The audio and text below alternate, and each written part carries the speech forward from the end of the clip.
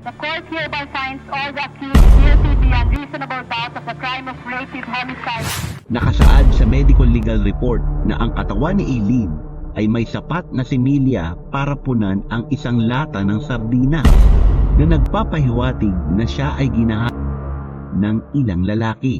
Posibleng lumaya na sa mga susunod na buwan ang convicted rapist at murderer na si dating Calauan, Laguna Mayor Antonio Sanchez. Si Mary Eileen Yuson Sarmienta ay ipinanganak noong September 16, 1971. Si Eileen ay isang mag-aaral sa agrikultura mula sa UP Los Baños. Nagsimula ang lahat nang in-interview ni Eileen ang isang alkalde para sa kanilang school paper. Noong panahong iyon, nililitis si Calauan Mayor Antonio Sanchez para pa sa isa pang krimen, ang pagpatay sa mag-amang Nelson at Rickson Peñalosa noong April 13, 1991. Mula noon ay nagsimulang magkaroon ng interes si Sanchez sa dalagang si Eileen.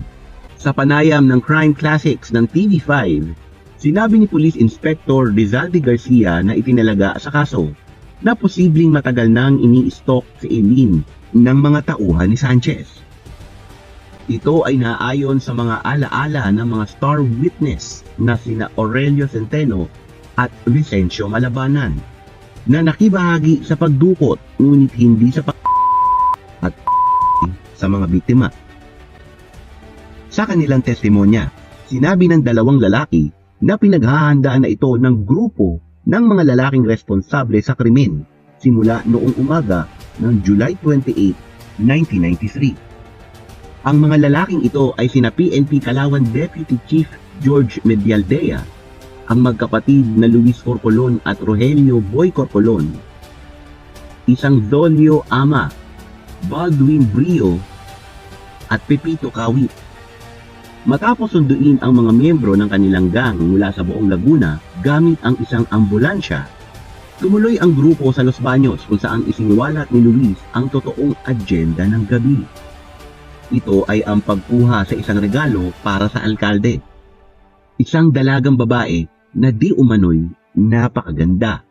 Siya ay garantisadong magpapatulo ng laway. Pauwi na sana noon ang dalawa, armado ng mga baril. Pinilit ng mga lalaki ang mga estudyante sa backseat at pinaandar ang sasakyan. Sa pagkuha ng cue kay Luis, ang dalawang sasakyan ay tumuloy sa barangay Curva, sa Eraif Farm na pagmamay-ari ng alkalde. Dito nagsimula ang mga kakilakilabot na pangyayari. Pagdating sa farm, ay iniharap sa alkalde ang mga estudyanteng nakabusan at nakagapos. Sabi ni Luis, "Mayor, ito ang regalo namin sa iyo.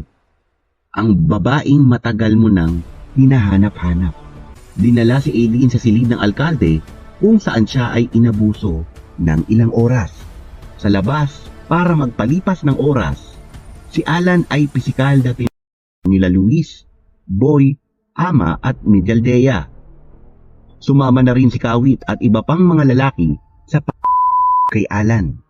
Alauna ng umaga, lumabas sa silid ang alkalde at nagpasalamat kila Luis at Medialdea para sa regalo. "Tapos na ako sa kanya.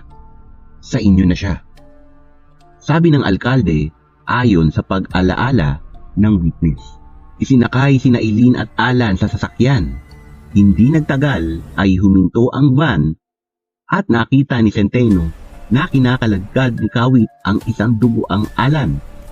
Pagkatapos ay binata sa ulo upang matiyak na pato. Nagpatuloy ang konvoy. Muli silang huminto sa isang tubuhan sa Sitio Paputok, kilometro 64 ng Barangay Mabakan. Inanunsyo ni Luis na sa wakas ay makukuha na nila ang kanilang pagkakataon kay Eileen. Sabay-sabay na ng mga lalaki ang dalaga. Nang na sila, umiyak si Eileen at lumuhod para magmakaawa sa kanyang buhay. Binusal siya ni Luis at sa mukha. Para pagtakpan ang krimen, nagsagawa ang mga lalaki ng bogus search operation. Binanggit sa mga ulat na nang makita ni Medialdea ang hubad na katawan ni Eileen, Ibinaba niya ang kanyang kamiseta upang takpan ang bahagi ng dibdib nito at naglagay ng sako upang takpan ang kanyang mga pribadong bahagi. Nakasaad sa medical legal report na ang katawan ni Eileen ay may sapat na similya para punan ang isang lata ng sardinas, na nagpapahiwatig na siya ay ng ilang lalaki. Isang di inaasahang pangyayari ang balita ay isang naging malaking bagay. Ang mga tao mula sa press, ang National Bureau of Investigation at ang PNP Criminal Information Service ay bumaba sa maliit na bayan matapos marinig ang tungkol sa kasuklam-suklam na krimen. Ang lahat ay gumuho para sa mga sospek nang mahuli ng CIS si Centeno sa Divisoria noong August 10. Pumayag si Centeno na maging saksi. Sumunod naman si Malabanan. Ang isang belt loop mula sa shorts ni Eileen at ang isang upos ng sigarilyo ang sinasabing ginamit sa pagpasok kay Eileen ay nahukay sa farm ng alkalde. Mariin itong itinanggi ng alkalde. Inaresto si Sanchez noong August 13, 3 araw matapos mahuli si Centeno. Noong September 12, 1993, formal na binasa ng korte ang kaso laban kina Sanchez, Medialdea, Luis at Rogelio Corcolon, Ama, Kawit at Brion, March 11, 1995. Pagkatapos ng 16 na buwan ng paglilitis, ang alkalde at ang kanyang mga tauhan ay hinatulan bawat isa ng 7 termino ng reklusyon perpetua or maximum na 40 taong pagkakakulong. Hiniling din nila na magbayad ng milyong-milyong piso sa mga pamilya ang mga biktima para sa karagdagang indemnity. Ang kalmado at relihiyosong katauhan ng alkalde ay biglang naglaho nang basahin ang hatol. Siya ay inilarawan na naggagalaiti, sumisigaw ng mga pagmumura na nagbigay sa madla at media ng isang ganap na kakaibang panig sa kanya.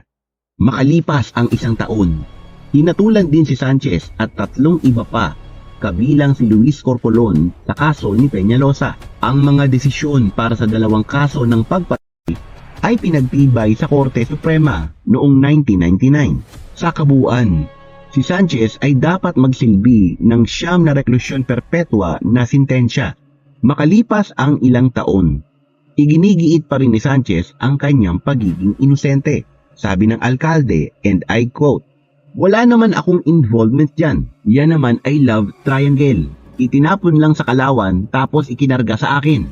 Talagang ako'y walang kasalanan. Maski lumubog na itong mundo, mamamatay na ang dapat mamatay kung ako ang may kasalanan." End of quote.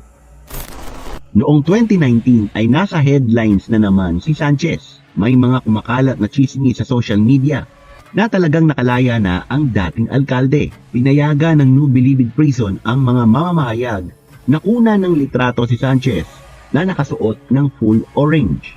Kapansin-pansin ngayon pa man na ang alkalde ay nakakakuha pa rin ng preferential treatment dahil ang footage ay nagpapakita ng isang taong sumasangga sa kanya mula sa araw gamit ang isang payong.